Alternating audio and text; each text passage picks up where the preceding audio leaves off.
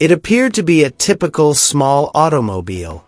It's modest, round, and unassuming, the kind of item you'd leave outside a Parisian bakery without anyone noticing. However, this little French sedan used to outsell almost all imported vehicles in the United States. There were more than 2 million of these constructed. They were driven by London taxi drivers. They were raced through the Alps by rally drivers. They belonged to both working-class families and kings. Then, almost without warning, it disappeared from highways all across the world.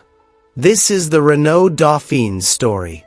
After watching this video, you will comprehend not just why it vanished, but also why it was so important in the first place.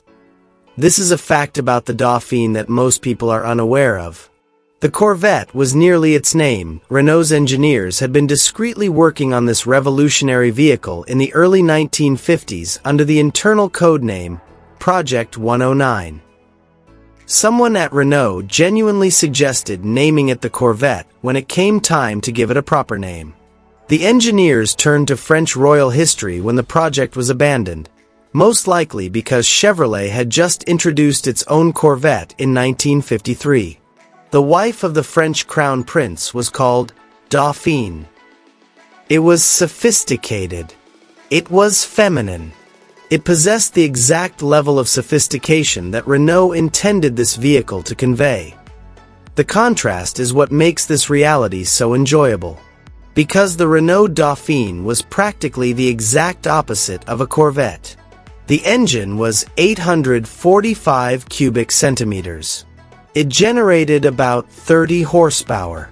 One was tested and found to have a 0 to 60 time of 32 seconds by Road and Track magazine.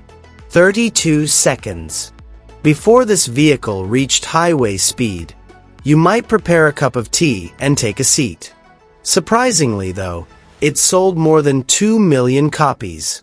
You can learn a lot about the world this car was born into from that disparity. In 1956, as France was still recovering from World War II, the Dauphine emerged. Fast cars were not necessary in Europe. It required reasonably priced ones. From the first covert prototype in 1949 to the Paris Motor Show premiere in 1956, Renault's engineers worked on this vehicle for 7 years. Over 2 million kilometers were traveled during the prototype testing alone. It was driven by engineers through the sweltering heat of Madrid, the frigid Arctic Circle in Norway, and the rugged mountain roads of Sicily. They were constructing something they firmly believed in. The Dauphine's technological thoughtfulness was something that most people were unaware of.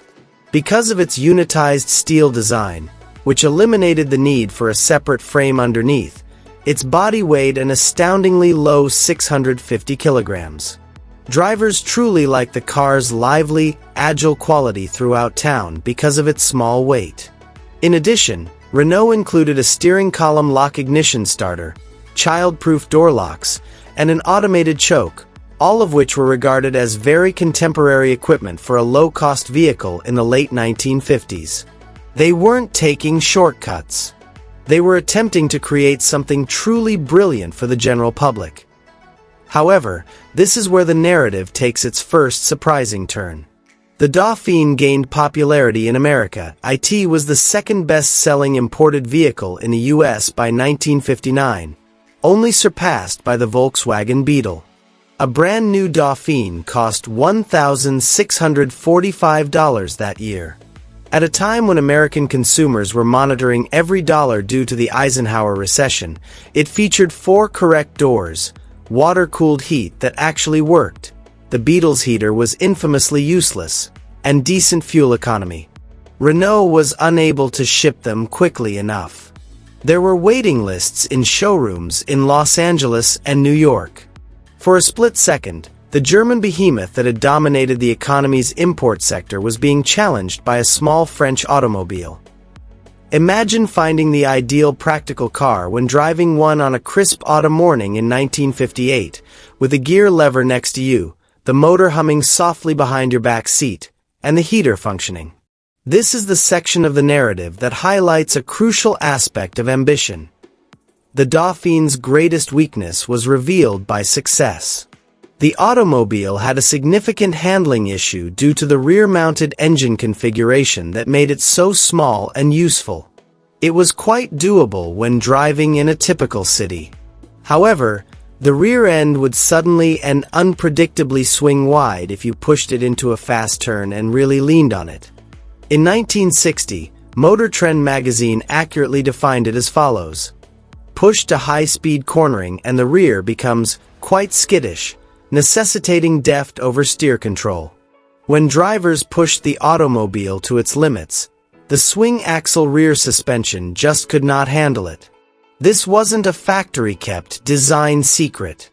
With automobiles getting more powerful and roads getting quicker, it became hard to ignore this real-world threat. In addition, rust was another enemy that the Dauphine was unable to defeat. The steel panels were incredibly thin. In particular, the 1959 to 1963 versions were notorious for having low-quality steel that quickly corroded in humid environments or on salted winter roads. Owners claimed that the sound of their autos decaying was virtually audible. Dauphines appeared to vanish in front of their owners in the humid regions of Northern Europe and North America. In a few years, a small car that had been elegant and shiny at a dealership could become worn out. The Dauphine's incredible motorsport life is something that is rarely discussed since, in spite of all its flaws, this vehicle actually raced. Named for the renowned tuner Amédée Gordini, the Gordini variant produced up to 40 horsepower in road trim and significantly more in race form. At the 1956 Mille Miglia, one of the most renowned motorsport events, Dauphines placed second, third, and fourth in their class. The 1957 Tulip Rally, the 1958 Monte Carlo Rally, and the 1959 Alpine Rally were all won by them. Racing drivers found that, for those who knew how to control it, the rear engine oversteer that scared regular drivers could really be employed aggressively. In the correct hands, it was thrillingly quick on a mountain stage because of the same qualities that made it dangerous on residential roads. Even in 1966, when the road car was almost completely out of production, Dauphines participated in the Trans Am series. When the decline did occur, it came simultaneously from multiple directions. Ford introduced the Falcon to the U.S. market in 1960. It was made in America, had a real six-cylinder engine, and cost only a few $100s more than the Dauphine. The Dauphine's rear-engine architecture suddenly became outdated when the Austin Mini, which debuted in the same year, undercut it on price with a brand-new front-wheel drive setup. When Renault introduced the Renault 8 back in Europe in 1962, industrial resources were directed into the more advanced vehicle. Production started to decline. Once discussed only among mechanics, the developing reputation for corrosion and erratic handling was suddenly featured in popular car magazines. In certain markets, Renault's own dealers discreetly stopped endorsing it. The final Dauphine came off the assembly line in 1967. A car that had sold almost 400,000 units in a single year came to an almost silent conclusion. This is what the absence does not reveal, though. The Dauphine had a lasting impact on subsequent automobiles. The creation of the Renault 4, Renault 5, and ultimately the front-wheel drive vehicles that Renault produced so masterfully during the 1970s and 1980s was directly influenced by the engineering lessons that Renault learned about weight, packaging, and the limitations of rear-engine architecture. Renault examined and fixed every error the Dauphine committed. Without initially learning difficult lessons, you do not unintentionally create a business that produces classic vehicles like the Alpine A110 and wins Formula One titles. Many of those lessons were learned on the Dauphine. Its creator's narrative is likewise very lovely. The chairman of Renault, Pierre Lefaucheuse, who had fought the French government to be permitted to manufacture vehicles at all and had supported the Dauphine from its inception, never saw his vehicle go on sale. When he lost control of his Renault Frégate on an icy road in February 1955, he was murdered in an automobile accident. Unsecured luggage struck him fatally as his automobile overturned.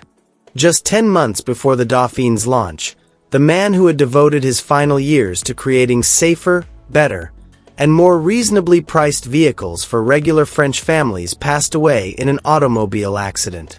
When Pierre Dreyfus, his successor, was given the first automobile to leave the factory, it must have felt heavy with all that Les Voitures had stood for.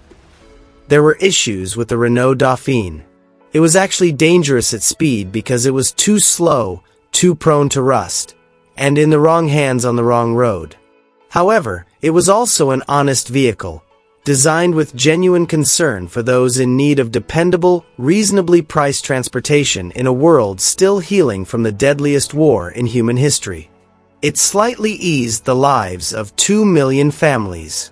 Rallies were won by it. It traveled overseas. It also taught a whole company how to improve its construction. For a small car that nearly shared its name with a Chevrolet, that is not a bad legacy. Have you ever driven a Renault Dauphine as a child or seen one on the road? There's a good probability that someone else down there remembers the same thing if you share your memory in the comments section below. Additionally, forward this news to anyone you know who might find it interesting. These vehicles are worthy of being remembered.